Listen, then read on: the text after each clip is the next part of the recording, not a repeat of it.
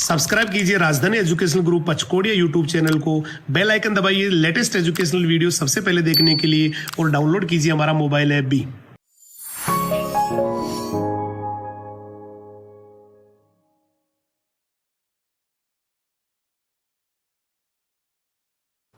जय हिंद, जय राजधानी। कैसे हैं आप सभी? मैं हेमंत कुमार सिंह, आप सभी का बायोलॉजी मेंटर, एक बार फिर से हमारे राजधानी परिवार के यूट्यूब चैनल पे आपका हार्दिक स्वागत करता हूं।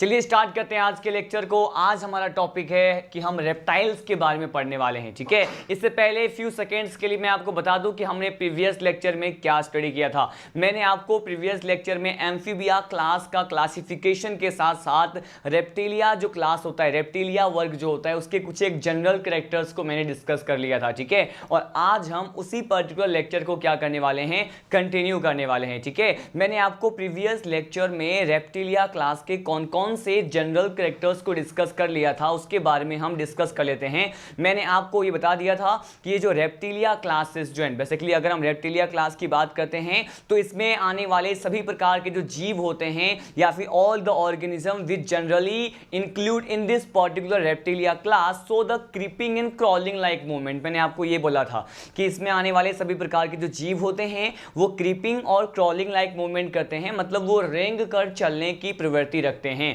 इसके साथ साथ मैंने आपको ये बताया था कि ये जलीय भी होते हैं, स्थलीय भी होते हैं, लेकिन ये मोस्टली अधिकांशतया स्थलीय प्रकार के होते हैं। इसके साथ साथ हमने ये भी डिस्कस कर लिया था, इसमें पेंटाडेक्टाइलस लिम्ब प्रेजेंट होता है, जिसे मैंने हिंदी में क्या कहा था, जिसे मैंने कहा था कि इसमें नाखून युक्त जो है 5 प्रकार के क्या पाए जाते हैं, पाद पाए जाते हैं, पेंटाडेक्टाइलस, ठीक है। और इनके उंगलियों के बीच में कुछ एक स्पेशल स्ट्रक्चर, जाल जैसे स्ट्रक्चर भी प्रेजेंट होते हैं। और हमने इसके साथ साथ ये भी डिस्कस किया था कि इसके बॉडी पार्ट की बात करें या फिर बॉडी, इनके शरीर की बात करते हैं तो, या फिर इनके स्किन की, इनके त्वचा की बात करें तो इनके त्वचा पर स्केल्स प्रेजेंट होते हैं, जो कि एम्फीबिया में प्रेजेंट नहीं थे।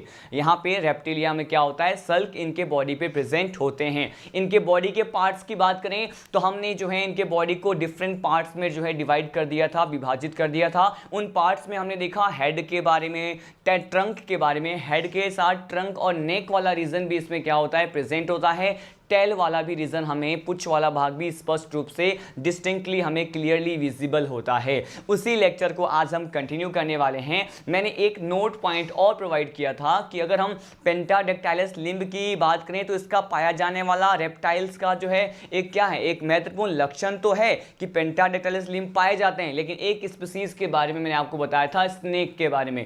सर्प में लिम्ब नहीं पाए जाते हैं, पाद नहीं पाए जाते हैं। तो आज का लेक्चर हम स्नेक से ही क्या करने वाले हैं, कंटिन्यू करने वाले हैं। आप जानते हैं स्नेक में जो है विष ग्रंथि पाए जाते हैं, तो हम वहां से स्टार्ट करते हैं कि अगर स्नेक इज अ मेंबर, सर्प जो होते हैं अगर इसके सदस्य होते हैं रेप्टाइल्स के, तो हम ये देखेंगे कि आखिर जो है हमें क्या क्या कैरेक्टर जो है स्नेक के बारे में हमें क्या करना है, यहाँ पे स्टडी करना है, ठीक है। मैं अगर यहाँ पे स्नेक से स्टार्ट करूँ इस लेक्चर को तो यहाँ पे हम देखेंगे कि स्नेक जो होता है इसमें विष ग्रंथि को हम क्या कहते हैं या फिर ये किस प्रकार के ग्रंथि का रूपांतरण होता है। देखिए आप जानते हैं कि यहाँ पे स्नेक में क्या प्रेजेंट होते हैं, मैंने कहा यहाँ पर जो सर्प में विष ग्रंथि पाए जाते हैं, क्या प्रेजेंट होते हैं, मैंने कहा सर्प में विष ग्रंथि, इसे क्या कहते हैं, इसे कहा जाता है पॉइजनियस ग्लैंड। क्या कहते हैं इसे कहेंगे पॉइजनियस ग्लैंड कहते हैं। तो इसमें जो है पॉइजनियस ग्लैंड क्या होते हैं, प्रेजेंट होते हैं। और इसमें पाया जाने वाला जो पॉइजनियस ग्लैंड होता है स्टूडेंट, बेसिकली ये क्या होता है, ये किस प्रकार के जो है ग्लैंड का रूपांतरण होता है, तो ये इसमें पाए जाने वाले पैरोटिड जो स्लाइवरी ग्लैंड है, मैंने कहा कौन सा स्लाइवरी ग्लैंड, जो पैरोटिड ग्लैंड होते हैं, जो कि एक प्रकार का लार ग्रंथि आप मान सकते हैं, इसी का क्या है, मैंने कहा इसी का मॉडिफिकेशन होता है। मॉडिफिकेशन का मतलब क्या होता है, मॉडिफिकेशन का मतलब होता है रूपांतरण। तो इसी का क्या होता है, ये मैंने कहा इसी का रूपांतरण होता है। तो हमने वेरी फर्स्ट पॉइंट जो स्टडी किया वो क्या था कि स्नेक में विष ग्रंथि पाए जाते हैं, क्या होते हैं, विष ग्रंथि पाए जाते हैं। और इसमें पाए जाने वाले विष ग्रंथि, इनमें पाए जाने वाले स्लाइवरी ग्लैंड, पैरोटिड ग्लैंड का क्या है, मैंने कहा रूपांतरण होता है। तो हमने ये स्टडी किया। अब देखिए, अब मैं आपको बताने वाला हूं सेकेंड पॉइंट। यहां पर स्नेक की बात कर रहे हैं, तो अब हम बात करेंगे कि स्नेक के जो है जहर को, उसके पॉइजन को क्या कहते हैं, ठीक है। स्नेक के पॉइजन को क्या कहा जाएगा, मैं ये बताने वाला हूँ। तो यहाँ पे मैं बात करने वाला हूँ कि अगर हम स्नेक में जो पॉइजन होता है, जो जहर होता है, जो विष होता है, इसकी बात करें तो ये कहा जाएगा स्नेक में पाए जाने वाले पॉइजन के लिए जिस पर्टिकुलर बायोलॉजिकल टर्म को यूज करते हैं उसे क्या कहते हैं स्टूडेंट? इसे कहते हैं वेनम। क्या कहते हैं इसे वेनम कहते हैं। तो इसके सांप के जो विष होता है उसे हम क्या कहते हैं? वेनम कहते हैं। लेकिन यहाँ पर वेनम के लिए स्पेशल पॉइंट क्या है कि ये जो वेनम है वो डाइजेस्टिव एंजाइम को भी कंटेन करता है, इसीलिए ये वेनम न केवल इसका विष वाला पार्ट होता है, पॉइजन होता है, बल्कि इसमें अगर डाइजेस्टिव एंजाइम, पाचक एंजाइम उपस्थित होते हैं तो ये भोजन के पाचन में भी क्या होते हैं? रेस्पॉन्सिबल होते हैं, भोजन के पाचन में भी सहायता करते हैं। ठीक है, तो ये देखिए मैंने कहा इसके पॉइजन को वेनम बोला और इसमें क्या प्रेजेंट है? As I told you that इसमें यहाँ पे डाइजेस्टिव जो है एंजाइम भी प्रेजेंट होते हैं। और अगर यहाँ पे डाइजेस्टिव एंजाइम प्रेजेंट है तो ये किस में हेल्प करेंगे? आप मुझे बताएं यहाँ पर कि ये हेल्प किस में करेंगे? ये हेल्प करते हैं इसके भोजन के पाचन में, मतलब इसके फूड डाइजेशन में भी क्या करेंगे? हेल्प करेंगे। ठीक है, तो यहाँ पे स्पेशली हम स्नेक की ही बात कर रहे हैं, उसके बाद इसके लाइफ प्रोसेस की बात करेंगे। यहाँ पर मैं बहुत सारे पॉइंट स्नेक के रिगार्डिंग आपको बोलने वाला हूँ। तो स्नेक के पॉइजन को, मतलब इसके विष को हमने क्या बोला? जैसा कि मैंने आपको बताया कि इसको हम वेनम कहते हैं। वेनम में पाचक एंजाइम पाए जाते हैं। So this particular venom is also responsible for the food digestion. भोजन के पाचन में भी क्या करते हैं? सहायता करते हैं। ठीक है, अब देखिए यहाँ पे अब हम बात करने वाले हैं कि स्नेक जो है उसमें क्या होते हैं? विष दंत पाए जाते हैं। ठीक है, जो कि पॉइजनियस जो टीथ होते हैं उसको क्या कहा जाता है, हम ये देखने वाले हैं। देखिए जो सांप में पाए जाने वाले जो विष दंत होते हैं इसके बारे में हम बात करने वाले हैं। तो मैंने कहा सांप में पाए जाने वाले विष दंत बोलते हैं, या फिर इसी को हम क्या कह सकते हैं? इसी को हम कह सकते हैं जो पॉइजनियस टीथ होते हैं यहाँ पे सांप में पाए जाते हैं, उसके लिए क्या कहा जाता है कि इसमें पाए जाने वाले विष दंत या फिर पॉइजनियस टीथ एक मैक्सिलरी टीथ जो होते हैं उसका क्या होता है? रूपांतरण होता है। लेकिन उससे पहले मैं आपको बता दूं कि इसमें पाए जाने वाले टीथ को क्या कहते हैं? इसे कहते हैं फैंग्स। क्या कहते हैं इसे कहा जाएगा फैंग्स कहते हैं। और ये जो फैंग्स होता है स्टूडेंट, ये किसका मॉडिफिकेशन होता है? मैंने कहा ये किस प्रकार के दांत का रूपांतरण होता है? It is a modification of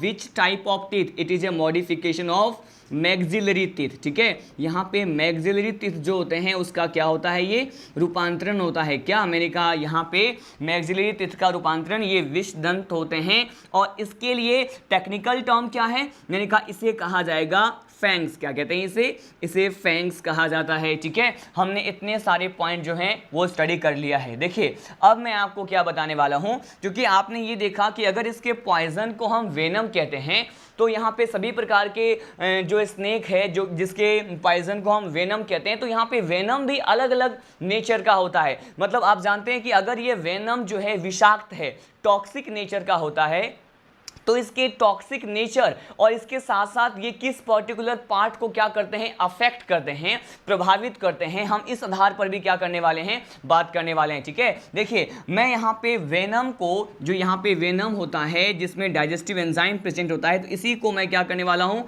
2 category में डिवाइड करने वाला हूं। इसका मतलब ये है कि ये जो सांप में पाए जाने वाला पॉइजन है ये भी 2 प्रकार के होते हैं, जिसे वेनम तो कहते हैं, लेकिन एक वेनम को क्या कहते हैं? एक वेनम जो है बेसिकली इसे कहते हैं न्यूरोटॉक्सिक वेनम। क्या कहेंगे इसे कहा जाता है न्यूरोटॉक्सिक वेनम। क्या कहते हैं इसे? न्यूरोटॉक्सिक वेनम कहते हैं। ठीक है, और एक जो वेनम होता है स्टूडेंट इसे क्या कहते हैं? इसे कहते हैं हीमोटॉक्सिक। क्या कहते हैं इसे कहा जाता है हीमोटॉक्सिक वेनम। ठीक है, अब देखिए यहाँ पे न्यूरोटॉक्सिक वेनम क्या होते हैं, हीमोटॉक्सिक वेनम क्या होते हैं, मैं आपको ये बताने वाला हूँ। हमने यहाँ पे देखा कि 2 प्रकार के वेनम हैं और आखिर ये किस प्रकार के अंग को जो है टॉक्सिसिटी प्रोवाइड करते हैं, विषाक्तता जो है प्रदान करते हैं या फिर अफेक्ट करते हैं, हम ये देखने वाले हैं।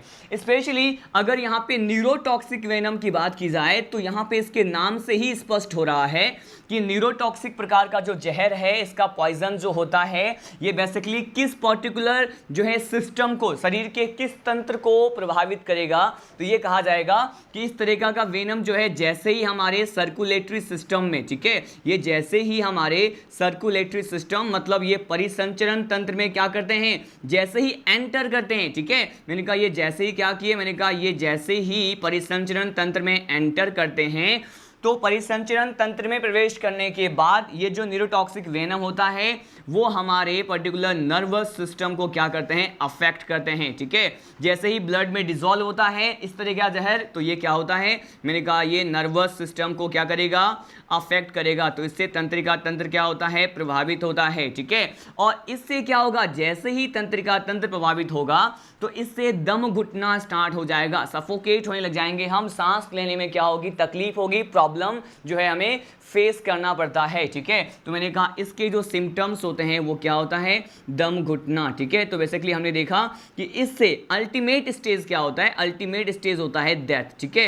हम जो है बेसिकली ये देखते हैं कि न्यूरोटॉक्सिक प्रकार का जो इफेक्ट होता है उससे जो है जो भी संक्रमित व्यक्ति है या फिर संक्रमित व्यक्ति के अलावा हम इसे ये कह सकते हैं जिसे भी पर्टिकुलर इस तरीके का पॉइजन का सामना करना पड़ता है उसकी क्या हो जाएगी, अल्टीमेट डेथ हो जाएगी। तो हमने देखो क्या पढ़ा, हमने यहाँ पे 2 टाइप्स के वेनम के बारे में पढ़ा, और जो फर्स्ट टाइप का वेनम है वो न्यूरोटॉक्सिक वेनम होता है। इस प्रकार का जहर जैसे ही हमारे परिसंचरण तंत्र में प्रवेश करेगा, परिसंचरण तंत्र में प्रवेश करने के बाद ये सीधे ही हमारे नर्व्स को अफेक्ट करता है, तंत्रिकाओं को प्रभावित करेगा, और इसके कौन से सिम्टम दिखाई देंगे, सांस लेने में प्रॉब्लम होगी, और अल्टीमेटली जो है डेथ वाले कंडीशन पे वो पर्टिकुलर पर्सन जिसमें ये वेनम प्रेजेंट होगा वो क्या हो जाएगा, डेथ उसकी हो जाएगी, ठीक है। अब देखिए हम यहाँ पे सेकेंड कैटेगरी की बात करते हैं। सेकेंड कैटेगरी क्या है, सेकेंड कैटेगरी में हम डिस्कस करने वाले हैं हीमोटॉक्सिक वेनम के बारे में। ये हीमोटॉक्सिक वेनम का मीनिंग क्या होता है, आप ये जान रहे हैं, यहाँ पर जो है हीमोटॉक्सिक में हीम वर्ड आ रहा है, और यहाँ पे हीम वर्ड किसको रिप्रेजेंट करता है, आयरन को। और बेसिकली ये जो आयरन है, अगर हम सर्कुलेटरी सिस्टम की बात करते हैं तो यहां पर इस तरह का जो जहर होता है जैसे ही हमारे ब्लड में जाएगा, ठीक है, मैंने कहा अब ये एंटर किस में करेगा, मैंने कहा ये सर्कुलेटरी सिस्टम में एंटर करेगा। इट मींस कि मैंने कहा सपोज ये ब्लड में क्या कर गया है, रक्त में प्रवेश कर गया है, ठीक है। जैसे ही ब्लड में प्रवेश करता है तो आप जानते हैं कि ब्लड में जो है हमारे रक्त में विशेष प्रकार के प्रोटीन्स पाए जाते हैं, ठीक है। तो मैंने कहा ये जैसे ही हमारे ब्लड में इस प्रकार का वेनम जाएगा तो ब्लड में पाए जाने वाले प्रोटीन जो है उसको ये क्या करते हैं, मैंने कहा स्कंदित कर देते हैं, या फिर प्रोटीन जो है उसको डीनेचुरेट कर देते हैं। डीनेचुरेट का मतलब क्या होता है, विकृतीकरण, ठीक है। आप जानते हैं कि प्रोटीन है तो प्रोटीन क्या है, प्रोटीन बहुलक होता है, पॉलीमर होता है, किसका, एमाइनो एसिड का। तो इसमें पाए जाने वाले एमाइनो एसिड का जो एक प्रॉपर सीक्वेंस होता है, उसकी जो एक अरेंजमेंट होती है एमाइनो एसिड की किसी भी प्रोटीन में, वो अरेंजमेंट जो है उसके उस व्यवस्था में क्या होता है, व्यवधान उत्पन्न हो जाता है, ठीक है। और जैसे ही डिस्टर्बेंस जो है क्रिएट होता है in the proper sequence of the amino acid into the protein, तो इससे ये प्रोटीन क्या हो जाते हैं, मैंने कहा डीनेचुरेटेड हो जाते हैं। डीनेचुरेटेड का मीनिंग होता है ये कैसे होते हैं, ये इसमें जो है विकृत हो जाते हैं, और विकृत करने के प्रोसेस को हम कह सकते हैं कि जो प्रोटीन का जो नॉर्मल स्ट्रक्चर है, 1 डिग्री स्ट्रक्चर है, 2 डिग्री स्ट्रक्चर है, वो अपने स्ट्रक्चर को, अपने विन्यास को क्या करते हैं, खो देते हैं, ठीक है। इसके साथ साथ हम ये कह सकते हैं कि जैसे ही ब्लड में एंटर किया तो ये ब्लड क्या हो जाएगा, मैंने कहा ये जो रक्त होता है वो क्या हो जाएगा, ये कोएगुलेटेड हो जाएगा। कोएगुलेटेड क्या कहेंगे, इसे कहेंगे स्कंदित, ठीक है। ब्लड क्लोटिंग हमें देखने को मिलेगा। तो मैंने कहा ये जो रक्त है वो कैसा हो जाना है, मैंने कहा रक्त जो है स्कंदित हो जाता है, या फिर इस प्रोसेस को हम कह सकते हैं क्या, इसे कहते हैं ब्लड क्लोटिंग। और ब्लड क्लोटिंग के अलावा इसे और क्या कह सकते हैं, इसे कहा जाएगा ब्लड कोएगुलेशन, रक्त स्कंदन कहते हैं, ब्लड कोएगुलेशन, कोएगुलेशन कहते हैं, ठीक है। देखिए यहाँ पर जो भी पॉइंट हमने डिस्कस किया है काफ़ी कॉम्प्लेक्स हो गया है, इसको हम 1 मोर टाइम समझने वाले हैं। देखिए मैंने आपको कहा 2 प्रकार के जहर होते हैं, यहाँ पे हीमोटॉक्सिक वेनम की बात की, और यहाँ पे हीम वर्ड का मतलब क्या होता है, आयरन, जो बेसिकली आप जानते हैं ब्लड में प्रेजेंट है, या फिर उसके जो आरबीसी के सरफेस होता है उसको रिप्रेजेंट करता है। यहाँ पे अगर आरबीसी के सतह पे पाए जाने वाले हम वर्णक की बात करते हैं, हीमोग्लोबिन की बात करते हैं, उसमें क्या होता है, बेसिकली आयरन होता है। तो मैंने कहा अब देखिए यहाँ पर जो ब्लड होता है जैसे ही एंटर करेगा ब्लड में इस प्रकार का वेनम, तो क्या होगा, रक्त स्कंदित हो जाएगा या ब्लड क्लोटिंग हमें देखने को मिलेगा, साथ साथ ब्लड कोएगुलेशन भी हम इसे कह सकते हैं। अब ब्लड में पाए जाने वाले अलग अलग प्रकार के जो प्रोटीन्स होते हैं वो क्या है, मैंने कहा उनका जो विन्यास होता है वो लॉस्ट हो जाएगा, वो अपने प्रॉपर स्ट्रक्चर को खो देते हैं और प्रोटीन की स्ट्रक्चर क्या है, डीनेचुरेटेड हमें देखने को मिलता है। ठीक है, हमने यहाँ पे स्पेशली स्नेक के जहर, कौन कौन से दांत होते हैं इसमें, या फिर विष ग्रंथि, किस प्रकार की ग्रंथि का रूपांतरण होता है, इसके बारे में देखा। अब मैं आपको क्या बताने वाला हूं कि यहाँ पे वेनम के बारे में हमने डिस्कस किया, लेकिन स्पेशली हम ये कहें कि इस सर्प के जो यहाँ पे जहर है, पॉइजन होता है, इसे वेनम कहते हैं, इससे बचने के उपाय क्या होते हैं। तो ये कहा जाता है, यहाँ पे एक नोट पॉइंट हम डिस्कस करने वाले हैं कि ये जो वेनम है इससे बचने का उपाय ये है कि यहाँ पे क्या यूज़ करते हैं, बेसिकली मार्केट में डिफरेंट टाइप के एंटी वेनम जैसे सब्सटेंस क्या होते हैं, उपलब्ध होते हैं। ठीक है, अब ये एंटी वेनम में हम एक स्पेशल टाइप के कृत्रिम एंटी वेनम जो होते हैं, आर्टिफिशियल एंटी वेनम की बात करने वाले हैं, जिससे जो है सर्प दंत से, जो है सर्प दंत या फिर सर्प विष से, उसके पॉइजन से हम बच सकते हैं। और ये क्या होते हैं, मैंने कहा इस आर्टिफिशियल एंटी वेनम की बात करते हैं, आर्टिफिशियल एंटी वेनम की बात करते हैं। तो ये इसे क्या कहते हैं, ये सबसे ज़्यादा मोस्ट पॉपुलर एंटी वेनम है जो यहाँ पे मार्केट में अवेलेबल होते हैं, कृत्रिम प्रकार के होते हैं। ठीक है, मानव निर्मित ये एंटीवेनम है, इसे कहते हैं बेनाड्रिल। क्या कहते हैं इसे कहते हैं बेनाड्रिल। तो यहाँ से भी कई ड्रिल में क्वेश्चन मिलेगा कि बेनाड्रिल होते हैं, या फिर ये मिलेगा कि ये जो है विष जो होता है, पॉइजन होता है, इसमें वेनम, उससे बचने के लिए सामान्यतः बाजार में उपलब्ध होने वाले सबसे मोस्ट कॉमन टाइप के जो यहाँ पे एंटी वेनम होता है वो कौन सा होता है। तो आपको ऑप्शन में क्या मिलेगा, बेनाड्रिल मिलेगा। तो वो ऑप्शन क्या होगा, करेक्ट होगा। ठीक है, और ये भी कहा जाता है कि अगर इसको आर्टिफिशियली प्रिपेयर कर रहे हैं तो आर्टिफिशियली जो है ये किस में प्रिपेयर किया जाता है इस प्रकार के एंटीवेनम को, तो ये कहते हैं कि ये हेल्दी हॉर्स जो होते हैं, स्वस्थ घोड़े में इस प्रकार के एंटीवेनम को प्रिपेयर किया जाता है लेबोरेटरी कंडीशन में। हमारे देश में भी बहुत सारे ऐसे अनुसंधान केंद्र हैं जो कि इस प्रकार के एंटीवेनम को निर्माण करने के लिए क्या है, संलग्न हैं, लगे हुए हैं। ठीक है, अब देखिए हमने यहाँ पे स्नेक के बारे में बात की, अब मैं आपको जो नेक्स्ट पॉइंट प्रोवाइड करने वाला हूँ that is about the basic difference between the poisonous and the non poisonous snake। हम अब स्टडी करने वाले हैं कि आखिर वो कौन कौन से बेसिस हैं, वो कौन कौन से क्राइटेरिया, आधार है जिसके बेसिस पे हम ये कह सकते हैं कि कोई भी सांप जो है वो क्या है, पॉइजनियस है अथवा पॉइजनियस नहीं है। ठीक है, तो किसी भी पर्टिकुलर स्नेक के लिए तो हम किस बेसिस पे ये कह सकते हैं कि कोई भी स्नेक जो है वो पॉइजनियस नेचर का है या फिर नॉन पॉइजनियस नेचर का है। ठीक है, कि मतलब वो विषैले प्रकृति के हैं या विषैले प्रकृति के नहीं हैं। तो यहाँ पे उनके पॉइजनियस नेचर को डिसाइड करने के लिए कुछ एक बेसिक्स होते हैं, कुछ एक आधार होते हैं, कुछ एक बेसिस है जिसके क्राइटेरिया के आधार पे हम ये कह सकते हैं कि ये स्नेक क्या है, पॉइजनियस है और ये स्नेक पॉइजनियस नहीं है। बेसिकली हम मॉर्फोलॉजी मतलब उनके बाह्य आकारिकी, उनके एक्सटर्नल कैरेक्टर्स के आधार पर ही ये डिसाइड कर सकते हैं कि कोई भी स्नेक जो है वो पॉइजनियस है या नहीं। अब वो कौन कौन से आधार हैं, उन सभी पर्टिकुलर क्राइटेरिया को वन बाय वन डिस्कस करने वाले हैं। देखिए इन सभी बेसिस में हमारा जो फर्स्ट बेसिस है, ठीक है, यहाँ पे टॉपिक क्या है आप देख रहे हैं, यहाँ पे हम डिस्कस करने वाले हैं poisonous and non poisonous snake के बारे में। ठीक है, यहाँ पे जो फर्स्ट हमारा बेसिस है ये क्या है, it is basically about the presence of tail. ठीक है, यहाँ पे किस प्रकार के टेल प्रेजेंट होते हैं, उसका शेप क्या होता है, हम इस बेसिस पे भी डिसाइड कर सकते हैं कि वो स्नेक पॉइजनियस है अथवा नहीं है। ठीक है, देखिए यहाँ पर फर्स्ट क्राइटेरिया है कि on the basis of tail. ठीक है, यहाँ पे अगर हम बात करें on the basis of tail, उनमें पाए जाने वाले पुच्छ के आकारिकी के आधार पर कि उसमें टेल जो है वो किस प्रकार के हैं, तो हम इस आधार पे भी कह सकते हैं कि कोई भी स्नेक जो है वो पॉइजनियस है अथवा नहीं है। ठीक है, हम यहाँ पे फर्स्ट क्राइटेरिया हम पढ़ने वाले हैं।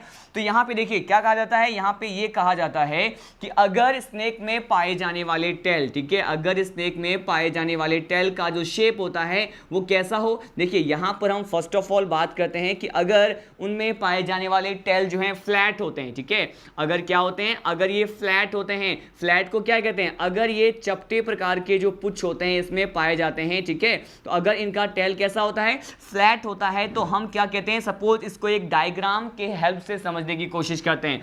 देखिए मैंने यहाँ पर कोई भी जो है स्नेक का क्या बनाया है, मैंने सपोज ये क्या है, स्नेक में पाए जाने वाले यहाँ पे टेल को बनाया है। और ये टेल कैसा है, मैंने कहा ये फ्लैट है। कैसा है, ये फ्लैट है। सपोज यहाँ पे टेल जो है, टेल वाला रीजन मैंने बताया, और इस टेल का शेप कैसा होता है, मैंने कहा ये चपटे होते हैं। तो अगर पर्टिकुलर किसी भी स्नेक में पाए जाने वाले टेल इस तरह से हो, इस तरह से शेप में हो, जैसा कि आपको डायग्राम में दिखाई दे रहा है, तो हम क्या कहते हैं, ये जो है 100% पॉइजनियस होते हैं। क्या होते हैं ये, मैंने कहा ये 100% पॉइजनियस होते हैं। ठीक है, हमने ये स्टडी किया कि यहाँ पे टेल का जो शेप है अगर वो कुछ इस तरह से है तो क्या होते हैं, ये 100% पॉइजनियस होते हैं। यहाँ पे एक एग्जाम्पल कंसिडर कर लेते हैं कि आखिर वो कौन सा एग्जाम्पल है। तो यहाँ पे एक एग्जाम्पल है, सपोज यहाँ पे हम सी स्नेक की बात करते हैं। किसकी बात करते हैं, सी स्नेक, समुद्री सांप की बात करते हैं। और इसी को क्या कहा जाता है, इसी को कहा जाता है हाइड्रोफिश। क्या कहते हैं इसको, इसे कहते हैं हाइड्रोफिश। ठीक है,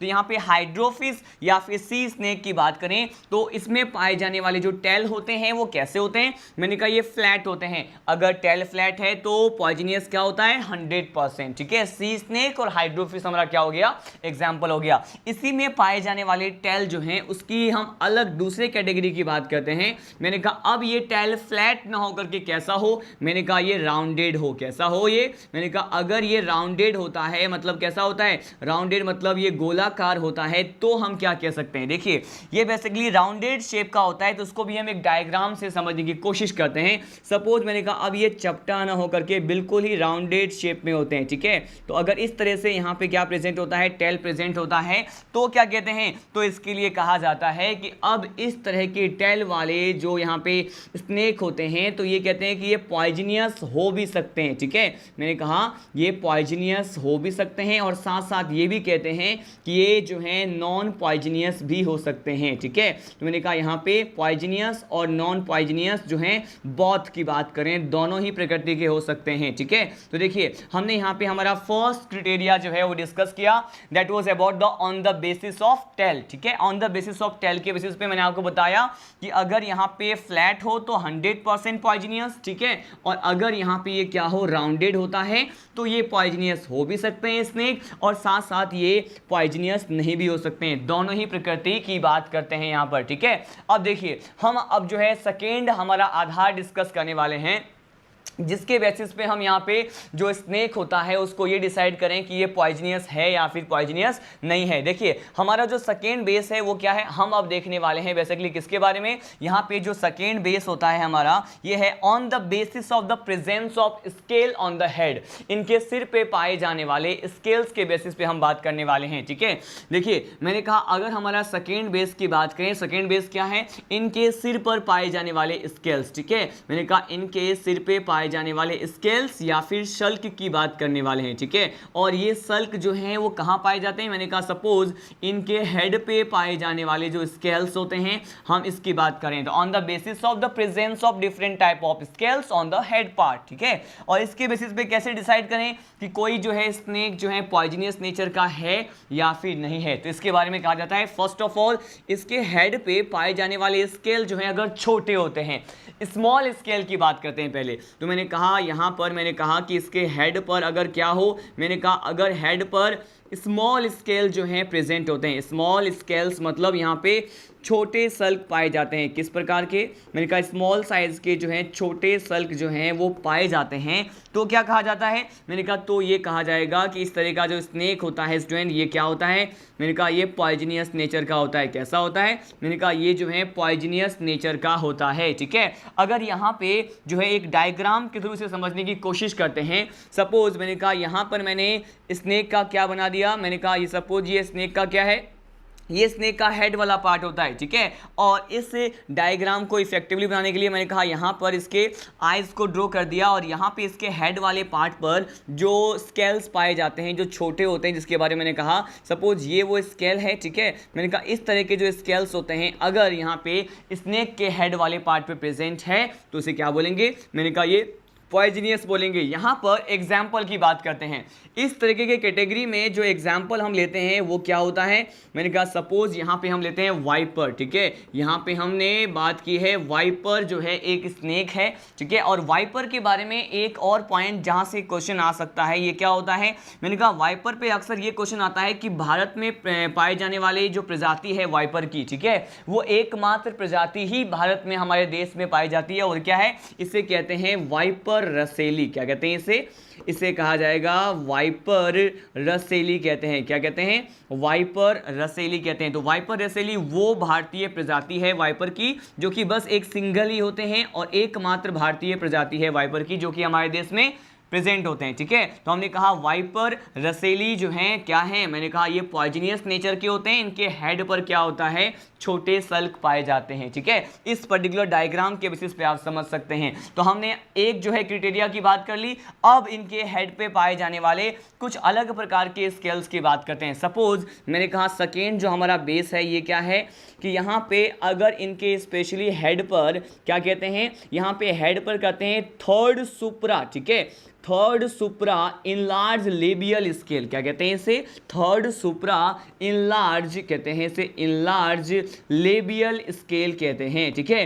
तो अगर इस प्रकार के जो सल्क होते हैं, सुप्रा क्या बताता है यहाँ पे, सुप्रा जो है इनके अग्रभाग को दर्शाता है, ठीक है, बिल्कुल जो एंटीरियर पार्ट होता है उसको रिप्रेजेंट करता है। तो अगर हेड पर किस प्रकार का स्केल प्रेजेंट हो, मैंने कहा थर्ड सुप्रा इनलार्ज लेबियल स्केल प्रेजेंट होते हैं।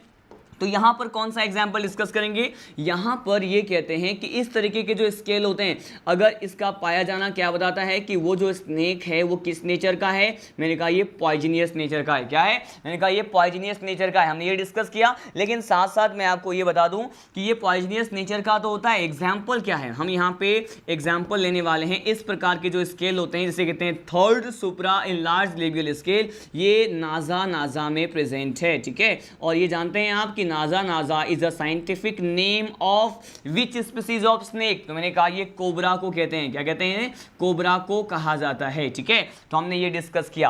अब यहाँ पे नेक्स्ट टाइप ऑफ स्केल की बात करने जा रहा हूँ और ये क्या है, हमारा ये थर्ड टाइप है कि अगर इनके हेड पर, ठीक है, अगर इनके सिर पर किस प्रकार का स्केल प्रेजेंट है। मैंने यहाँ पे थर्ड सुप्रा की बात की है, अब हम बात करने वाले हैं फोर्थ इंफ्रा टाइप के स्केल, ठीक है। तो ये डायरेक्टली क्वेश्चन आता है कि यहाँ पे अगर स्केल की बात करें तो थर्ड सुप्रा इनलार्ज लेबियल स्केल अगर किसी में प्रेजेंट है तो वो कौन सा स्नेक है, या फिर आएगा कि वो क्या बताता है कि स्नेक जो है पॉइजनियस नेचर का होगा या फिर नॉन पॉइजनियस नेचर का होगा। तो फोर्थ इंफ्रा, यहाँ पे fourth infra enlarge labial scale की बात करते हैं, enlarge labial scale, enlarge labial scale की बात करने वाले हैं, ठीक है। अब देखिए यहाँ पर क्या कहा जाता है स्टूडेंट, बेसिकली यहाँ पर ये पॉइंट गिवन होता है, ये कहा जाता है कि इस प्रकार का अगर स्केल प्रेजेंट होता है तो वो कैटेगरी कौन सी है, सांप की या फिर स्नेक की। तो मैंने कहा अब हम यहाँ पे एग्जाम्पल डिस्कस करने वाले हैं क्रेत। क्या है,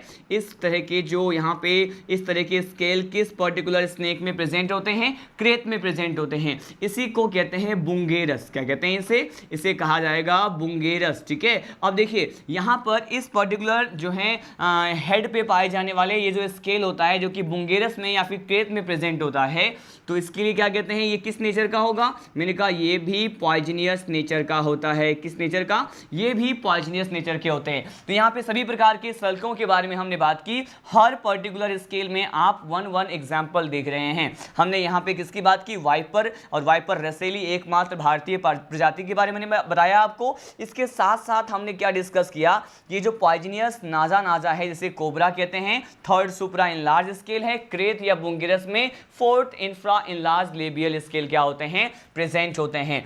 अब यहाँ पे हम नेक्स्ट क्राइटेरिया बात करते हैं। यहाँ पर तो मैंने क्या डिस्कस किया है, सल्क पाए जाते हैं लेकिन कौन से वाले भाग पे, मैंने कहा हेड वाले पार्ट पर। लेकिन अब हमारा जो नेक्स्ट क्राइटेरिया है पॉइजनियस और नॉन पॉइजनियस स्नेक को डिसाइड करने का, वो क्या है, अब हम डिस्कस करने वाले स्टूडेंट की presence of the scale on the basis of basically कहाँ पे प्रेजेंट हो। मैंने कहा अगर सल्क इनमें पाए जाने वाले सल्क इनके वेंट्रल सरफेस पे प्रेजेंट हो, मतलब इनके अधर सतह पे पाए जाने वाले सल्क की बात करने वाले, ठीक है। तो देखिए अब हमारा नेक्स्ट टॉपिक क्या है, अब हम पढ़ने वाले हैं बेसिकली किसके बारे में, अब हम पढ़ने वाले हैं कि यहाँ पे थर्ड क्राइटेरिया है। थर्ड क्राइटेरिया क्या है कि अगर यहाँ पे स्केल्स जो हैं इनके सल्क के पाए जाने की बात करें, लेकिन अब इनके स्केल कहाँ प्रेजेंट है, मैंने कहा इनके वेंट्रल सरफेस पे, ठीक है, इनके वेंट्रल सरफेस पे, मतलब इसे क्या कहते हैं, इसे कहते हैं अधर सतह। क्या कहते हैं इसे कहा जाएगा अधर सतह। तो अधर सतह पर जो यहाँ पे स्केल प्रेजेंट होते हैं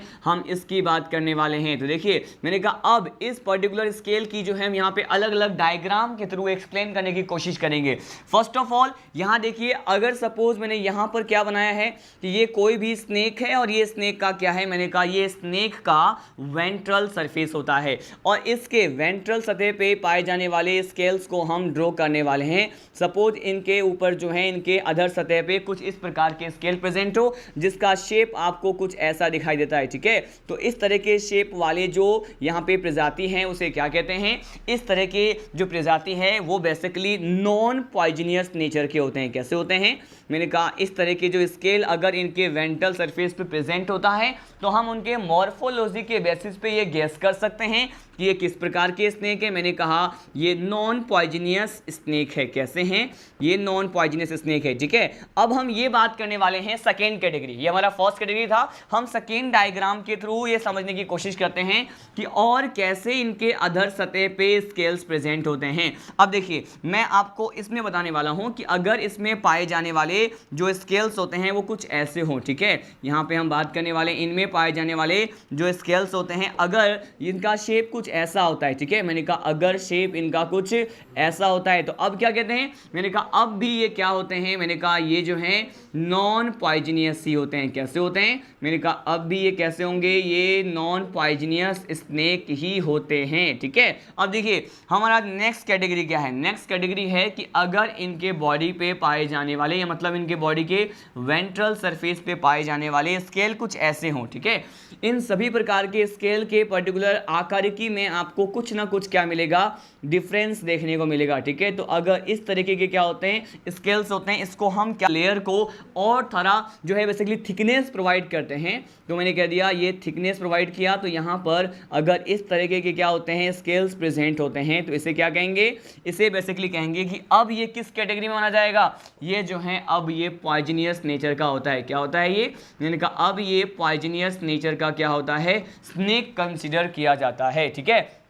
हमने यहाँ पे 3 कैटेगरी की बात की। 3 कैटेगरी में मैंने आपको कहा कि इसके अधर सतह पे पाए जाने वाले स्केल्स की बात कर रहे हैं। यहाँ पे नॉन पॉइजनियस स्नेक की बात की तो मैंने कहा नॉन पॉइजनियस में या तो इसके ऊपर जो है इसके अधर सतह पे पाए जाने वाले स्केल या तो कुछ ऐसे दिखाई देंगे या फिर इसके वेंट्रल सरफेस पे पाए जाने वाले स्केल ऐसे दिखाई देंगे। लेकिन अगर शेप कुछ ऐसा होता है तो ये क्या होता है, मैंने कहा ऑलवेज विषैले प्रकृति के जो हैं सांप कंसिडर किए जाते हैं। अब देखिए हमने वेंट्रल सरफेस की बात की, लेकिन अब इसी में हम बात करने वाले हैं यहाँ पे वन लास्ट पॉइंट जो कि क्रेत के बारे में होता है। और ये इंपॉर्टेंट है क्यों, क्योंकि ये कहते हैं कि अगर हम बेसिकली डॉर्सल सरफेस पे पाए जाने वाले, ठीक है, डॉर्सल सरफेस पे पाए जाने वाले स्केल्स को देखें तो ये क्रेत में कुछ इस प्रकार के स्केल प्रेजेंट होता है। देखिए मैंने कहा सपोज इनके डॉर्सल सरफेस की बात करें, मतलब यहाँ पे हम अधर भाग की बात नहीं करें, यहाँ पे हम पृष्ठ भाग की बात करें, ठीक है। पृष्ठ भाग पे पाए जाने वाले स्केल जो हैं, जो कि यहाँ पे स्पेशली किस में पाया जाएगा, ये यहाँ पे देखिए इस तरह से यहाँ पर अगर स्केल प्रेजेंट होता है, ठीक है, तो इस तरह के स्केल का पाया जाना जो है बेसिकली किस पर्टिकुलर स्नेक की तरह जो है इंगित करता है, इशारा करता है, मैंने कहा ये होता है क्रेत, ठीक है। यहाँ पे हम वन एग्जाम्पल कंसिडर कर रहे हैं। तो देखिए आपने देखा कि इस डायग्राम के थ्रू यहाँ पे एग्जाम्पल हम क्या है, एग्जाम्पल ले रहे हैं क्रेत के बारे में। क्रेत के बारे में मैंने आपको बताया, इसी को क्या कहते हैं, इसी को बुंगेरस कहते हैं, ठीक है। तो देखिए इसमें क्रेत में जो है इसके डॉर्सल सरफेस पे कुछ इस प्रकार के जो है स्केल प्रेजेंट होते हैं और इस स्केल को क्या कहते हैं, इसे कहा जाता है डॉर्सल स्केल। क्या कहते हैं इसे डॉर्सल स्केल्स कहते हैं, ठीक है। पृष्ठ भाग पे पाए जाने वाले शल्क कहते हैं, ठीक है। यहाँ पे अलग अलग कैटेगरी देखा हमने कि किस आधार पे हम डिसाइड करें कि कोई भी स्नेक पॉइजनियस है अथवा पॉइजनियस नहीं है, ठीक है। इन सभी पॉइंट को वन मोर टाइम हम रिवाइज कर लेते हैं कि मैंने आपको क्या क्या बताया। मैंने आपको हमारा कैटेगरी क्या था वापस से एक बार स्टडी करने वाले हैं। हमने देखा था कि इनके पर्टिकुलर जो पॉइजनियस और नॉन पॉइजनियस स्नेक की बात करें तो ये देखिए, ये मैंने कहा फर्स्ट ऑफ ऑल हमने देखा on the basis of tail. On the basis of tail ये कैसे होते हैं, मैंने कहा अगर ये फ्लैट होते हैं, अगर शेप कुछ ऐसा होता है तो हम कहेंगे 100% पॉइजनियस, ठीक है। इसका एग्जांपल क्या लिया हमने, सी स्नेक या हाइड्रोफिश लिया। उसके बाद मैंने कहा अगर ये राउंडेड शेप के होते हैं टेल, तो इसका हमने एग्जांपल जो है बेसिकली कहा कि ये पॉइजनियस हो भी सकते हैं और पॉइजनियस नहीं भी हो सकते हैं, बोथ नेचर को रिप्रेजेंट करता है। लेकिन अगर फ्लैट है तो 100% चांस है, 100% चांस है कि वो कैसा होगा, वो पॉइजनियस होता है। उसके बाद मैंने आपको कहा स्केल के बारे में। यहाँ पे स्केल जो है केवल हम किस पर्टिकुलर पार्ट की बात कर रहे हैं, इनके हेड वाले पार्ट पे प्रेजेंट स्केल की बात कर रहे हैं। मैंने कहा अगर छोटे सल्क पाए जाते हैं तो एग्जाम्पल लिया वाइपर, जो आपने देखा कि ये कैसे होते हैं, पॉइजनियस नेचर के होते हैं। साथ साथ इनके हेड पे पाए जाने वाले स्केल जिसे हम क्या कहते हैं, थर्ड सुप्रा इनलार्ज स्केल कहते हैं, तो ये क्या होते हैं, ये भी पॉइजनस नेचर के होते हैं। और कौन से स्नेक की हमने बात की यहाँ पे, हमने यहाँ पे नाजा मतलब कोबरा की बात की है, ठीक है। और इसके साथ साथ हमने यहाँ पे डिस्कस किया कि इनके हेड पे पाए जाने वाले fourth infra enlarge labial scale की बात करें, वो भी पॉइजनियस नेचर को ही बताता है, विषैलीकृत प्रकृति को बताता है। एक हमने एग्जाम्पल लिया क्रेत या फिर बुंगेरस के बारे में। उसके बाद मैंने आपको हेड के अलावा अगर वेंट्रल सरफेस पे अगर यहाँ पे स्केल प्रेजेंट होता है तो ये कुछ ऐसा होता है। तीनों डायग्राम आप देख रहे हैं जिसके बेसिस पे मैंने कहा कि पॉइजनियस और नॉन पॉइजनियस कैसे होते हैं। डॉर्सल सरफेस पे मैंने एक सिंगल एग्जांपल लिया और ये क्या था, ये था क्रेत। ये क्या था, मैंने कहा ये बेसिकली क्रेत था और ये आप देख रहे हैं कि क्रेत में कुछ इस प्रकार से जो है स्केल प्रेजेंट होते हैं।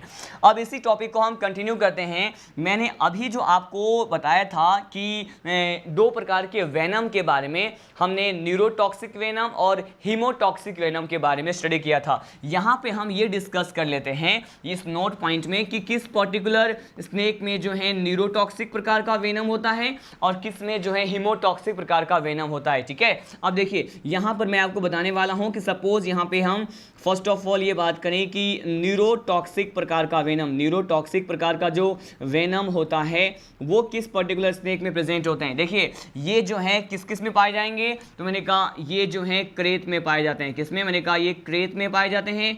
क्रेत के साथ साथ यहाँ पर और क्या है, मैंने कहा क्रेत के साथ साथ यहाँ पे हम कोबरा की बात करते हैं। कोबरा में भी इस प्रकार के, मतलब कोबरा को क्या कहेंगे, नाजा कहेंगे। और यहाँ पे अगर हम सी स्नेक की बात करते हैं, सी स्नेक को और क्या कहा जाता है, इसी को हम कहते हैं क्या, इसी को कहा जाएगा हाइड्रोफिश, ठीक है।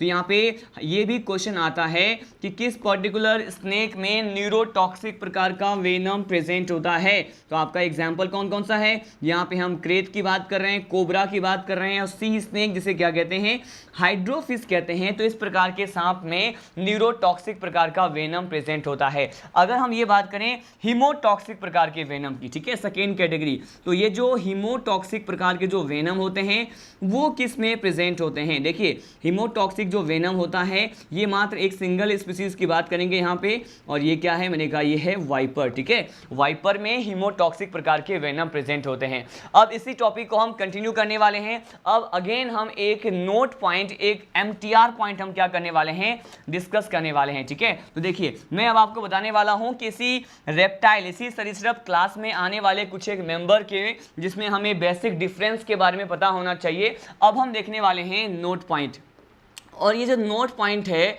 वो इसी सरीसृप वर्ग में आने वाले सदस्यों के बारे में है। और हम अब पढ़ने वाले हैं किसके बारे में, यहाँ पे देखिए 3 स्पीसीज के बारे में मैं आपको बताऊंगा।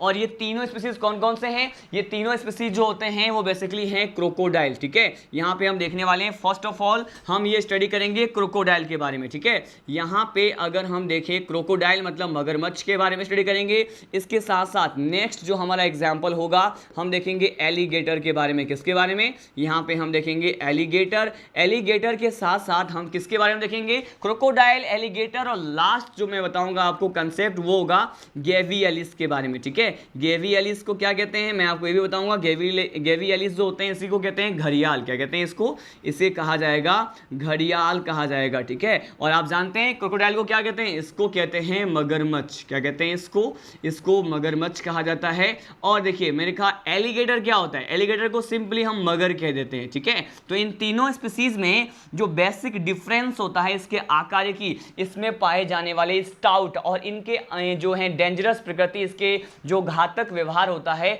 उसके आधार पे कुछ एक डिफरेंट जो पॉइंट होते हैं उसको हम वन बाय वन इन तीनों में देखने वाले हैं। फर्स्ट ऑफ ऑल हम बात करते हैं किसकी, यहाँ पे अगर हम बात करें क्रोकोडाइल की, ठीक है। तो क्रोकोडाइल में क्या कहते हैं कि क्रोकोडाइल में पाए जाने वाले जो स्टाउट होते हैं, स्टाउट को क्या कहते हैं, ये स्टाउट जो होता है बेसिकली इसको कहते हैं थूथन, ठीक है। यहाँ पे जो स्टाउट वाला जो पार्ट होता है इसको हिंदी में क्या कहते हैं, थूथन कहते हैं। तो अगर ये स्टाउट वाला पार्ट कैसा हो, मैंने कहा यहाँ पे देखिए, हम अगर बेसिकली क्रोकोडाइल की बात करें तो क्रोकोडाइल में पाए जाने वाले जो स्टाउट वाला पार्ट होता है वो यहाँ पे इसके तुलना में, मैंने कहा एलिगेटर की तुलना में कैसे होते हैं, मैंने कहा एलिगेटर की तुलना में ये क्या होते हैं, छोटे होते हैं। कैसे होते हैं, मैंने कहा स्मॉल होते हैं, ठीक है। तो अगर ये स्टाउट वाला पार्ट जो है कैसा हो, एलिगेटर की तुलना में, मैंने कहा क्रोकोडाइल में ये स्मॉल होते हैं। लेकिन साथ साथ ये कहते हैं कि इस क्रोकोडाइल में इनमें पाया जाने वाला जो फोर्थ मैक्सिलरी टीथ है, ठीक है। कौन सा टीथ, मैंने कहा इनमें पाया जाने वाला फोर्थ मैक्सिलरी टीथ जो होता है वो हमें आसानी से दिखाई देते हैं, ठीक है। तो इसके लिए पॉइंट गिवन है कि ये इजीली क्या होते हैं, इजीली विजिबल होते हैं, ठीक है। ये हमें आसानी से दिखाई देते हैं। देखिए कौन कौन सा आपने पॉइंट यहाँ पे देखा क्रोकोडाइल के बारे में। मैंने कहा कि जो क्रोकोडाइल है इसमें पाया जाने वाला जो स्टाउट होता है वो किसके तुलना में छोटा होता है, मैंने कहा एलिगेटर की तुलना में क्या होता है, छोटा होता है। इसके क्रोकोडाइल में हम आसानी से उसमें पाए जाने वाले फोर्थ मैक्सिलरी टीथ जो होते हैं, कौन सा टीथ, मैंने कहा आपको फोर्थ मैक्सिलरी टीथ जो होते हैं वो आसानी से हम देख सकते हैं, स्पष्ट रूप से दिखाई देता है। अब यहाँ पे हम एलिगेटर के पॉइंट्स को क्या करने वाले हैं, डिस्कस करने वाले। देखिए एलिगेटर में क्या कहा जाएगा कि अब इसमें पाया जाने वाला जो स्टाउट होता है वो किस प्रकार से ये क्रोकोडाइल के स्टाउट से जो है क्या होता है, डिफर होता है, मैं आपको ये बताने वाला हूं। देखिए इसका जो स्टाउट होता है तो इसका साइज क्या होगा, इसका साइज जो होता है वो लार्ज होता है, या फिर ये कह सकते हैं इनमें पाए जाने वाले जो स्टाउट होते हैं, थूथन होता है वो क्या होता है, लंबा होता है, लॉन्ग होता है, ठीक है। और यहां पर यह भी कहा जाएगा कि इसमें जो है इस प्रकार के जो टीथ हैं, मैंने कहा फोर्थ मैक्सिलरी टीथ जो होते हैं वो हमें दिखाई नहीं देते। तो ये क्या होता है, ये नॉट विजिबल लिख दिया मैंने, क्या लिख दिया, नॉट विजिबल, दिखाई नहीं देते हैं। अब देखिए यहाँ पे वन लास्ट पॉइंट क्या है, लास्ट पॉइंट ये है कि ये जो क्रोकोडाइल है, मगरमच्छ जो होता है, बेसिकली अगर इसके घातक व्यवहार की बात करें तो ये कहा जाता है कि it is very dangerous in nature for the human, ठीक है। तो ये बेहद आक्रामक जो है प्रकृति के होते हैं, व्यवहार दर्शाते हैं। तो मैं लिख दिया ये क्या होते हैं, बेहद आक्रामक होते हैं, ठीक है। अब देखिए अगर यहाँ पे मैंने कहा इसके व्यवहार की बात की है, लेकिन यहाँ पे क्रोकोडाइल में देखा तो ये मनुष्य के लिए बेहद आक्रामक होते हैं, खतरनाक होते हैं, डेंजरस प्रकृति के होते हैं। लेकिन एलिगेटर का जो अगर आक्रामक व्यवहार की बात करते हैं, ये स्टेटमेंट वाले क्वेश्चन यहाँ से निकल के आते हैं, आपको जो है स्टेटमेंट प्रोवाइड किया जाएगा और उसमें से करेक्ट और फॉल्स जो होते हैं स्टेटमेंट को आपको पहचानना होता है। देखिए यहाँ पे ये कहते हैं कि ये जो यहाँ पे एलिगेटर होता है इसमें क्या होता है, मैंने कहा इसका जो स्वभाव है आक्रामक होता है, लेकिन मैंने कहा इसके तुलना में, क्रोकोडाइल की तुलना में ये क्या होते हैं, मैंने कहा क्रोकोडाइल की तुलना में ये कम आक्रामक प्रकृति के होते हैं, ठीक है। मैंने कहा ये क्या होते हैं, कम आक्रामक प्रकृति के होते हैं, या फिर इसे कहते हैं अपन लेस डेंजरस, क्या कहते हैं इसे हम कह सकते हैं लेस डेंजरस नेचर के होते हैं, ठीक है। अब देखिए हमने इन दोनों क्रोकोडाइल और एलिगेटर के बारे में कंप्लीटली किया स्टडी। अब हम देखने वाले हैं स्पेशली गैवियलिस के बारे में। अब ये जो गैवियलिस है इसमें पाए जाने वाले स्टाउट के बारे में क्या कहा जाएगा, इसमें जो स्टाउट होता है स्टूडेंट, बेसिकली इसका स्टाउट कैसा होता है, इसमें पाए जाने वाला ये जो थूथन कहते हैं ये कैसे होते हैं, मैंने कहा इसमें पाए जाने वाला जो स्टाउट होता है वो बेसिकली लॉन्ग होता है, क्या होता है, मैंने कहा ये लॉन्ग होते हैं। और ये कैसे होते हैं, बेसिकली ये जो है लॉन्ग होते हैं और स्मॉल साइज के होते हैं, ठीक है। मैंने कहा साइज तो स्मॉल है लेकिन इसकी जो लेंथ है, लेंथ क्या है, ज्यादा होते हैं। तो मैंने कहा लॉन्ग होते हैं और बेसिकली ये क्या होते हैं, स्मॉल साइज्ड होते हैं, ठीक है। हमने यहाँ पे इसमें पाए जाने वाले स्टाउट की बात की। अगर हम इसके बेहद बेसिकली अगर हम इसके व्यवहार की बात करें, आक्रामक स्वभाव की बात करें, तो ये कहा जाता है कि ये जो घड़ियाल होते हैं वो डेंजरस नेचर के नहीं होते हैं, ठीक है। मैंने कहा ये डेंजरस नेचर जो है वो शो नहीं करते हैं, ठीक है। और साथ साथ अगर हम इसके बेसिकली जो फूड का सोर्स होता है, भोजन का जो स्रोत होता है घड़ियाल के लिए, वो क्या कहते हैं, मैंने कहा ये किस पे डिपेंड रहते हैं, किस पर्टिकुलर जीव को अपने भोजन या फिर अपने आहार के रूप में इस्तेमाल करते हैं। मैंने कहा ये जनरली फिशेज को क्या करते हैं, खाते हैं। तो ये जो फिशेज हैं बेसिकली वो क्या होते हैं, इनका मैंने कहा इनका फूड सोर्स होता है। क्या होता है, मैंने कहा ये इनका जो है फूड सोर्स होता है। तो हमने इतने सारे जो स्पेशल पॉइंट है वो हमने डिस्कस किया इस पर्टिकुलर लेक्चर में। मैंने आपको बताया कि पॉइजनियस, नॉन पॉइजनियस स्नेक के साथ साथ हमने क्रोकोडाइल, एलिगेटर, गैवियलिस में कौन कौन से जो है स्पेशल पॉइंट है जिसके बेसिस पे हम इन तीनों में विभिन्नता या फिर जो है डिफरेंशिएट कर सकते हैं, कैसे हमने ये देखा। और साथ साथ अब हम स्टडी करने वाले हैं कि अगर हम स्पेशली जो है इनके बायोलॉजिकल प्रोसेस की बात करें, रेप्टाइल्स मतलब सरीसृप के इनके जैविक प्रक्रम की बात करते हैं, डाइजेशन कैसे होता है, यहाँ पे हम इन सभी पॉइंट को डिस्कस करने वाले हैं। तो अब हमारा नेक्स्ट पॉइंट क्या है, अब हमारा नेक्स्ट टॉपिक है इनमें पाए जाने वाले लाइफ प्रोसेस। ठीक है, हम यहाँ पे इनके लाइफ प्रोसेस की वन बाय वन बात करेंगे कि इनके जैविक प्रक्रम में हमें किस प्रकार से विभिन्नता देखने को मिलती है। देखिए फर्स्ट ऑफ ऑल यहाँ पे हम बात करते हैं किसकी, यहाँ पे सपोज यहाँ पे हम डाइजेशन की बात करने वाले हैं, यहाँ पे हम पाचन की बात करने वाले हैं।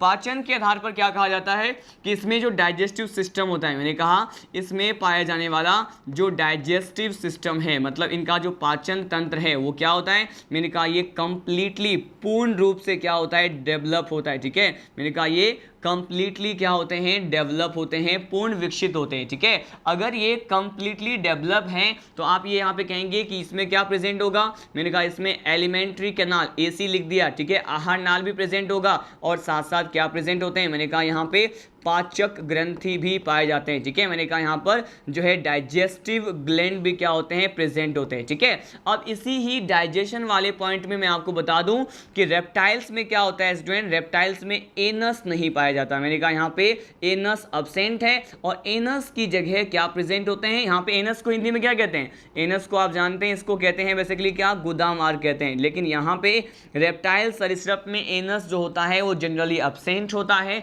और इसके जगह क्या प्रेजेंट होता है, मैंने कहा इसके जगह क्लोएका पाया जाता है। क्या, मैंने कहा यहाँ पे अवस्कर मार्ग पाए जाते हैं। क्या पाए जाते हैं, अवस्कर मार्ग, जिसे क्लोएका कहते हैं, जिसके माध्यम से ये अपने अवशिष्ट पदार्थों को क्या करते हैं, बाहर निकालते हैं अपने बॉडी से। इसके साथ साथ इस पे टंग मतलब जिह्वा की बात करें, देखिए मैंने कहा इसी पर्टिकुलर डाइजेशन वाले पॉइंट में मैं इसमें पाए जाने वाले अगर टंग की बात करते हैं या फिर इसमें पाए जाने वाले हम जिह्वा की बात करते हैं तो इसके बारे में क्या कहा जाता है कि इसके जिह्वा पर क्या प्रेजेंट होता है। देखिए इसी के जिह्वा पे, इसी के टंग पे क्या प्रेजेंट होते हैं, स्मेल रिसेप्टर प्रेजेंट होते हैं। क्या होते हैं, स्मेल रिसेप्टर प्रेजेंट होते हैं। स्मेल रिसेप्टर को आप जानते हैं क्या कहते हैं, इसको, इसे घ्राण संवेदनांग कहते हैं या इसे ही कहते हैं ऑल फैक्ट्री रिसेप्टर। क्या कहते हैं इसे, ऑल फैक्ट्री रिसेप्टर भी कहते हैं। क्योंकि हम यहाँ पे जो है ऑल फैक्ट्री रिसेप्टर के बारे में पॉइंट पढ़ रहे हैं तो एक नोट पॉइंट और यहाँ पे डिस्कस कर लेते हैं डाइजेशन वाले पॉइंट में ही।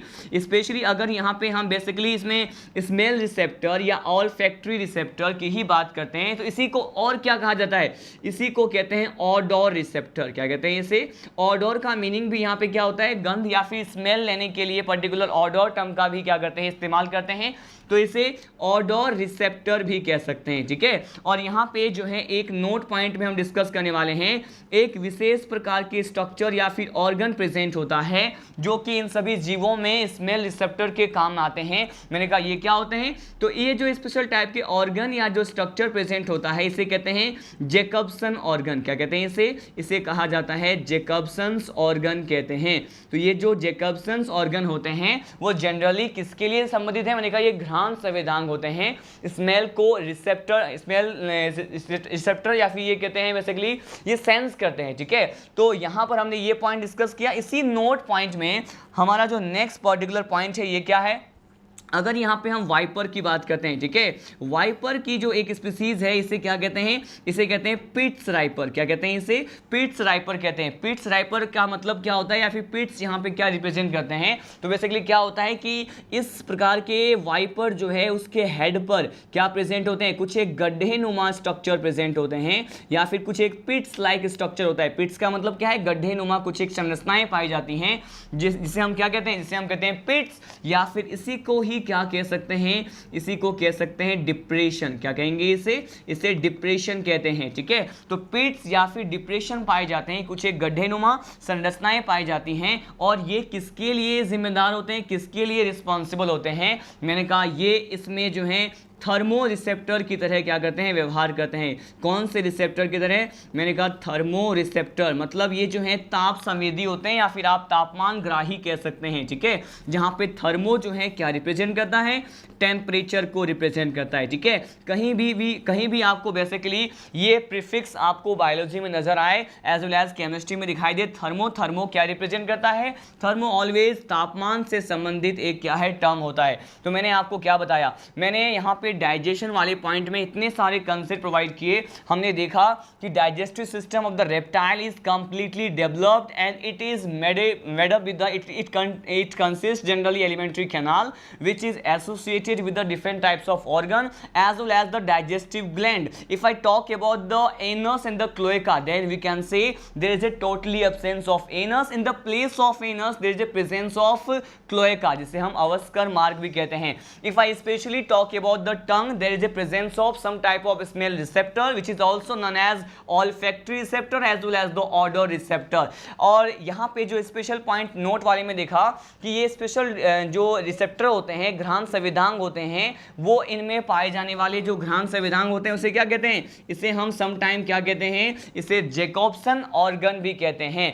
पिट्स वाइपर के बारे में बताया कि इसमें हेड पर कुछ एक गड्ढेनुमा स्ट्रक्चर प्रेजेंट होते हैं जो थर्मो रिसेप्टर, तापमान ग्राही या फिर ताप संवेदी के समान व्यवहार को दर्शाते हैं, ठीक है. इसी पर्टिकुलर लाइफ प्रोसेस को हम क्या करते हैं, कंटिन्यू करते हैं. यहाँ पे रेस्पिरेशन के बारे में देखते हैं कि हमें क्या स्टडी करना होता है. देखिए, अगर यहाँ पे रेस्पिरेशन और श्वसन की प्रक्रिया की बात करें, मैंने कहा अब हम पढ़ने वाले हैं रेस्पिरेशन. सिंपली है, रेस्पिरेशन के लिए कौन सा यहाँ पे स्ट्रक्चर प्रेजेंट होता है, आप जानते हैं इसमें लंग्स पाए जाते हैं. क्या होते हैं, मैंने कहा यहाँ पे लंग्स जो होते हैं, फेफड़े जो हैं यहाँ पे प्रेजेंट होते हैं, ठीक है. तो देखिए यहाँ पर बस इतना ही सिंपल पॉइंट हमें यहाँ पे स्टडी करना होता है रेस्पिरेशन के लिए. सीधे लीड करते हैं नेक्स्ट लाइफ प्रोसेस के बारे में, और ये क्या है, it is about the circulatory system. देखिए यहाँ पे सर्कुलेटरी सिस्टम में कौन से स्पेशल पॉइंट हमें क्या करना है, स्टडी करना है. तो ये सर्कुलेटरी सिस्टम या परिसंचरण तंत्र जो होता है सरीसृप वर्ग का, वो कैसा होता है, मैंने कहा ये क्लोज टाइप का होता है. कैसा होता है,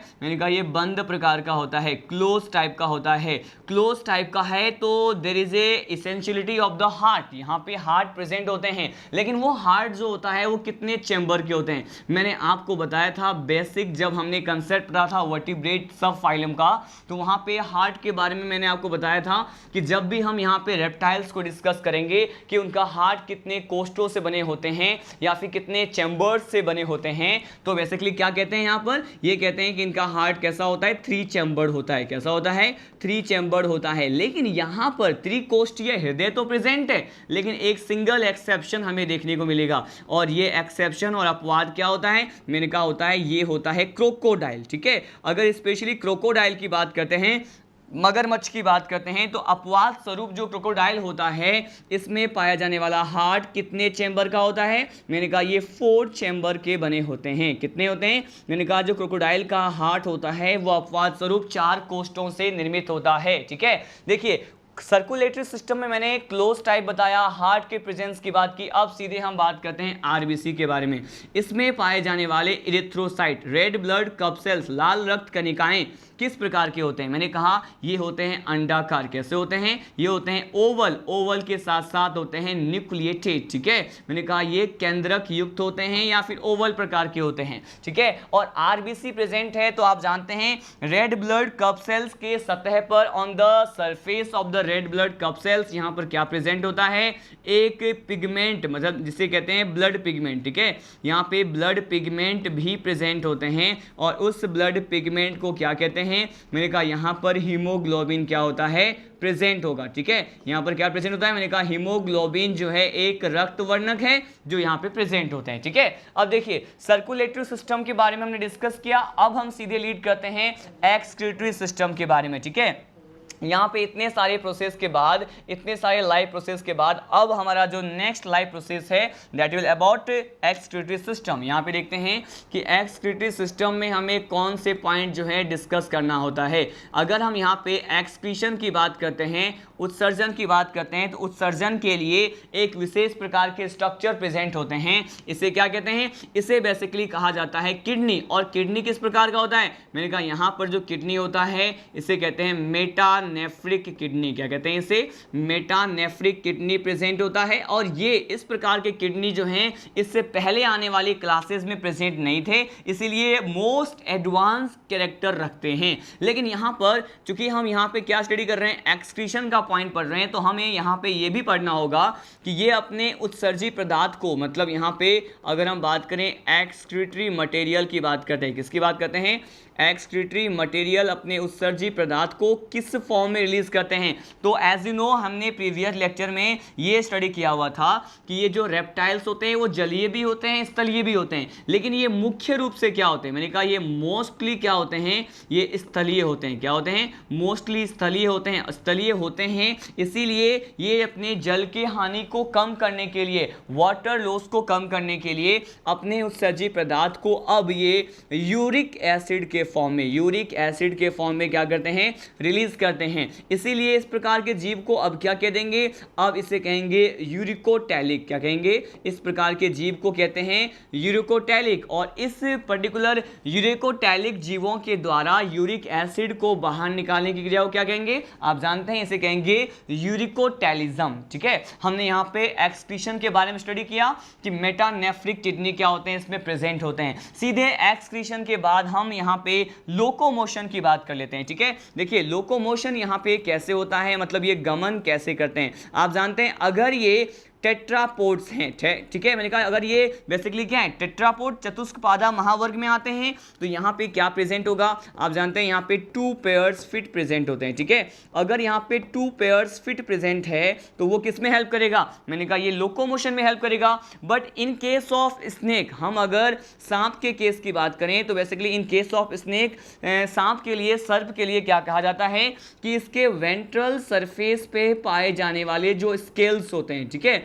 मैंने कहा इनके वेंट्रल सरफेस पे पाए जाने वाले जो शल्क होते हैं, स्केल होते हैं, वो भी सम टाइम लोकोमोशन में क्या करते हैं? हेल्प करते हैं। ठीक है, देखिए बहुत ज़्यादा स्पेशल पॉइंट है। आप ही जानते हैं कि 2 पेयर्स ऑफ फीट मतलब अग्रपाद पश्चपाद क्या करते हैं? ये हेल्प करते हैं गमन के लिए। लेकिन यहाँ पे snake, what about the snake? Snake में तो मैंने कहा लिम्ब एब्सेंट है, तो यहाँ पर ये कहा जाएगा कि इसके वेंट्रल सरफेस पे जो स्केल्स प्रेजेंट होते हैं, सल्क पाया जाता है, वो लोकोमोशन में क्या होते हैं? सहायक होते हैं। अब यहाँ पे locomotion, excretion, circulation, respiration, digestion, इन सभी के बारे में हमने स्टडी कर लिया। इसी ही लाइफ प्रोसेस को हम कंटिन्यू करते हैं कि अब हमें कौन से पॉइंट डिस्कस करने हैं। देखिए यहां पर अब मैं आपको बताने वाला हूं नेक्स्ट पर्टिकुलर लाइफ प्रोसेस के बारे में, that is about nervous system. ठीक है, अगर हम इसमें पाए जाने वाले नर्व्स की बात करते हैं तो यहां पे कहते हैं नर्व्स जो होते हैं वो क्या होते हैं? मैंने कहा ये भी पूर्ण रूप से विकसित होते हैं, कंप्लीटली डेवलप होते हैं। कैसे होते हैं? मैंने कहा यहाँ पर इसमें पाए जाने वाले जो नर्व्स होते हैं वो कंप्लीटली डेवलप्ड होते हैं, पूर्ण रूप से विकसित होते हैं। लेकिन इस प्रकार के नर्व्स में, तंत्रिकाओं में, स्पेशली अगर हम क्रेनियल नर्व्स की बात करें, ठीक है, क्रेनियल नर्व्स की बात करें कि अब इसमें कपालीय तंत्रिकाओं की संख्या कितनी होती है। ठीक है, यहाँ पे क्रेनियल नर्व्स के या फिर कपालीय तंत्रिकाओं के संख्या की बात करते हैं तो रेप्टाइल्स में 12 पेयर्स पाए जाते हैं। कितने होते हैं? मैंने कहा रेप्टाइल्स में 12 पेयर्स ऑफ क्रेनियल नर्व क्या होता है? प्रेजेंट होता है। ठीक है, नर्व्स के बारे में, नर्वस सिस्टम के बारे में हमने स्टडी किया।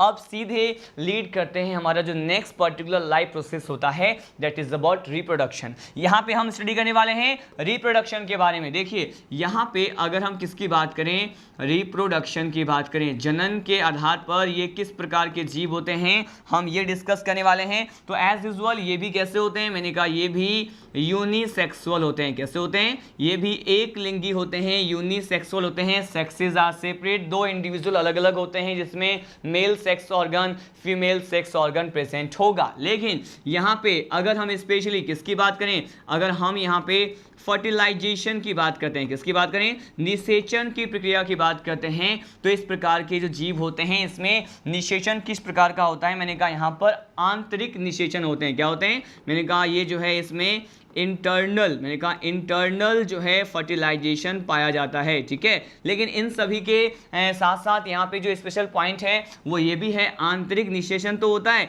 लेकिन यहाँ पे ये कहते हैं कि ये किस प्रकार के जीव होते हैं, तो ये जो है ओविपेरस होते हैं। क्या होते हैं, मैंने कहा ये ओविपेरस होते हैं। आपको मैंने बता दिया है प्रीवियस लेक्चर में, ओविपेरस को अंडस भी कहते हैं, जो कि क्या देते हैं, मैंने कहा जो बेसिकली अंडे देने वाले क्या होते हैं, प्राणी होते हैं, ठीक है। लेकिन अगर हम इसके स्पेशली एग्स की बात करें कि यहाँ पर एग्स जो होते हैं वो किस प्रकार के पाए जाते हैं, देखिए अब यहाँ पे इस पर्टिकुलर क्लास में यहाँ पे रिप्रोडक्शन की बात कर रहे हैं, लेकिन ये अगर ओविपेरस है, अगर ये अंडज है, तो इसके एग के बारे में क्या कहते हैं स्टूडेंट, कि इसमें पाए जाने वाले जो एग्स होते हैं वो कैसे होते हैं, मैंने कहा ये एग्स जो होते हैं क्लिडोइक प्रकार के होते हैं। कैसे होते हैं, मैंने कहा ये क्लिडोइक एग जो होता है इसमें क्या होता है, प्रेजेंट होता है। अगर इसमें क्लिडोइक प्रकार के एग प्रेजेंट है तो इस क्लिडोइक प्रकार के एग के लिए क्या कहते हैं कि इस प्रकार के अंडे के बाहर जो कवच पाया जाएगा वो बेसिकली किससे निर्मित होगा, मैंने कहा इसके बाहर जो सेल प्रेजेंट होता है वो किससे निर्मित होता है, मैंने कहा कैल्शियम कार्बोनेट, ठीक है, CaCO3 से क्या होते हैं, ये बने होते हैं। देखिए वन मोर टाइम मैं आपको रिवाइज करने वाला हूं। मैंने आपको क्या कहा कि रिप्रोडक्शन के आधार पे ये यूनिसेक्सुअल हैं, मतलब एक लिंगी प्रकार के होते हैं। फर्टिलाइजेशन इसमें इंटरनल टाइप का होता है, ये अपने जनरेशन को मेंटेन करते हैं with the process of oviparous. ये ओविपेरस होते हैं, अंडज प्रकार के होते हैं। साथ साथ हमने कहा कि अगर ये क्या है, अगर ये एग्स दे रहे हैं तो एग्स जो होता है वो स्पेशल कैटेगरी का होता है। मैंने कहा इसमें क्लिडोइक एग प्रेजेंट होते हैं। क्लिडोइक एग जो है उस अंडे को कहते हैं जिसके बाहर पाया जाने वाला जो शेल होता है, कवच होता है, वो कैल्शियम कार्बोनेट से क्या होते हैं, निर्मित होते हैं। One last point that I want to discuss with you, ये क्या है, हम पढ़ने वाले हैं इसमें जो स्ट्रक्चर प्रेजेंट होता है जिसे क्या कहते हैं, एमनियन कहते हैं। क्या कहते हैं इसे, यहाँ पे इसको कहते हैं एमनियन। यहाँ पे स्पेशली एमनियन की बात करें तो मैंने प्रीवियस लेक्चर में भी मैंने आपको बताया था कि एमनियन क्या होता है, कि किसी भी पर्टिकुलर ऑर्गेनिज्म में पाए जाने वाले भ्रूण की बात करें, एम्ब्रियो की बात करें, तो एम्ब्रियो के बाहर जो सुरक्षात्मक झिल्ली प्रेजेंट होती है that is responsible for the protection, ठीक है। ये प्रोटेक्शन के लिए पाए जाने वाली कुछ एक मेम्ब्रेन होते हैं जो कि किसी भी जीव के भ्रूण के चारों तरफ पाए जाते हैं। इसे हम क्या कहेंगे, इसे हम कहते हैं एमनियन, ठीक है। और यहाँ पे बात करें एम्फीबिया क्लास की, तो एम्फीबिया क्लास में जो एमनियन था वो एब्सेंट था, तो हमने उसे कहा था एन एमनियट। लेकिन यहाँ पर क्या होता है, रेप्टाइल्स में ये जो एमनियन होते हैं वो क्या होते हैं, मैंने कहा एमनियन प्रेजेंट होते हैं। अगर यहाँ पे एमनियन प्रेजेंट है तो इस प्रकार के जीवों को क्या कहेंगे, इस प्रकार के जीवों को कहते हैं एमनियोट्स। क्या कहते हैं इसको, इसे कहा जाएगा एमनियोट्स कहा जाएगा, ठीक है। यहाँ पर इसी के साथ हमने अलग अलग कैरेक्टर को स्टडी किया। यहाँ पर रिप्रोडक्शन का पॉइंट में मैंने आपको ये भी बताया कि अगर यहाँ पे भ्रूण की बात करते हैं तो एमनियन प्रेजेंट है, एक प्रोटेक्टिव मेम्ब्रेन प्रेजेंट है जो यहाँ पे इसके एम्ब्रियो को क्या करेगा, प्रोटेक्शन प्रोवाइड करेगा। तो ये कैसे होते हैं, मैंने कहा एमनियोट्स होते हैं। आपको बस एक सिंपल सा कंसेप्ट ये लर्न करना है कि बेसिकली ये जो एमनियोट्स होते हैं वो रेप्टाइल्स, एवीज और मेमल्स होते हैं, ठीक है। बाकी इनके अलावा जो भी होते हैं वो क्या होते हैं, एन एमनियोट्स होते हैं, ठीक है। हमने यहाँ पर all the types of biological process, life process के बारे में स्टडी किया। इसके साथ साथ हमने डिफरेंट टाइप के स्नेक्स के बारे में, उसमें पाए जाने वाले वेनम के बारे में, जो विष ग्रंथियाँ होती है वो किस प्रकार के होते हैं, विष दंत को क्या कहते हैं, कौन से जो है स्पीसीज जो होते हैं जो हीमोटॉक्सिक वेनम को कंटेन करते हैं, कौन से जो स्नेक के जो स्पीसीज होते हैं प्रजाति है